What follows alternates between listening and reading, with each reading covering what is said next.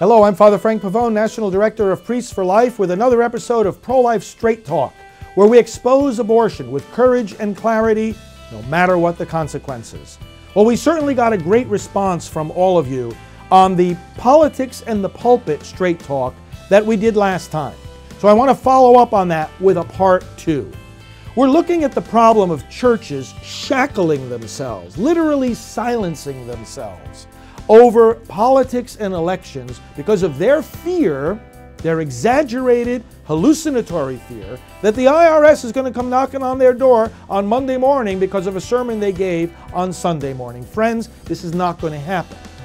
There's a lot of reasons why it's not going to happen, and we're going to explore those in more of these episodes. But today I want to focus on one thing.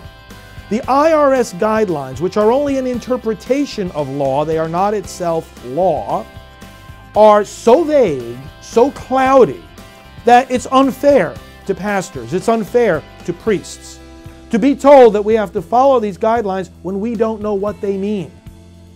A law is unconstitutional if it's vague or if it's so broad that the person committing the action doesn't know if they've committed the action that's against the law. If you're going to prohibit something, you have to be specific about what you're prohibiting.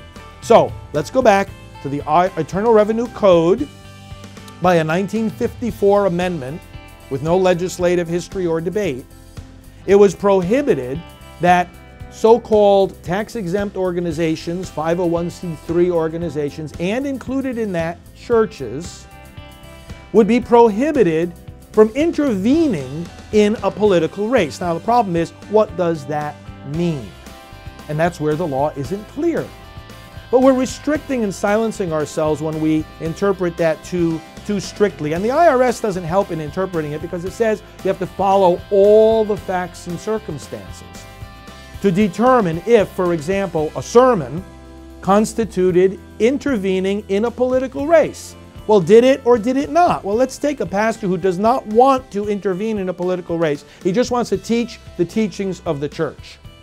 Well, shouldn't he know what he is and isn't prohibited from saying? But when you say it depends on all the facts and circumstances, here's what that means.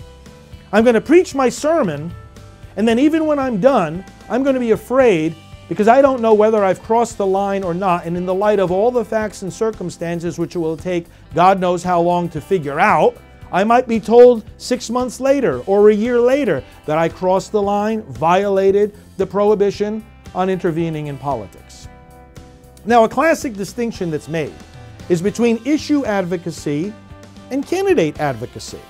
In other words, if I get into the pulpit, am I saying vote for John Smith or vote against Jane Smith?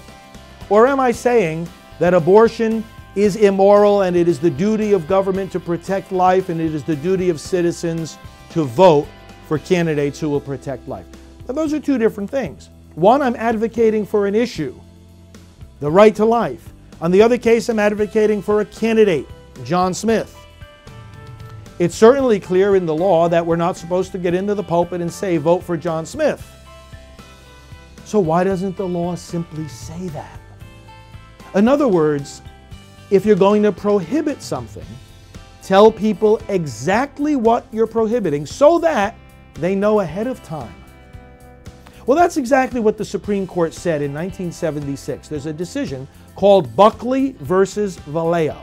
It was a decision in reference to the Federal Election Campaign Act of 1971. So this was not a decision about the 501c3 organizations and the churches. It was about this particular act in federal law. And here's what the Supreme Court said. If we're going to prohibit something, let's use a specific guideline that is very specific. In other words, let's say that you're going to avoid express words of advocacy. And the Supreme Court actually gave examples of what some of those words would be. In other words, if you use words like this, you are intervening in a political race.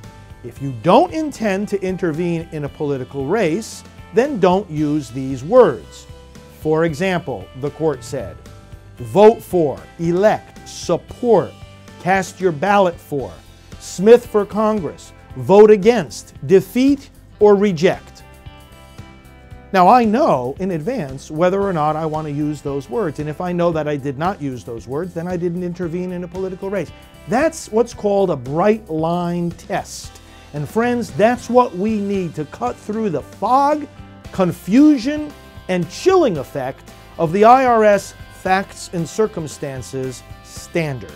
In other words, what applies in the Buckley versus Vallejo case to the Federal Election Campaign Act should now apply also to the restriction on churches and other tax-exempt organizations, the restriction and prohibition on political intervention. In other words, let's apply a bright line test. Let's work for laws that will say, okay, we're going to tell you straight up, right from the beginning, pure and simple and clear, what the pastor is not supposed to say if he doesn't want to intervene in a race. He shouldn't say, vote for, or elect, or cast your ballot for this specific candidate.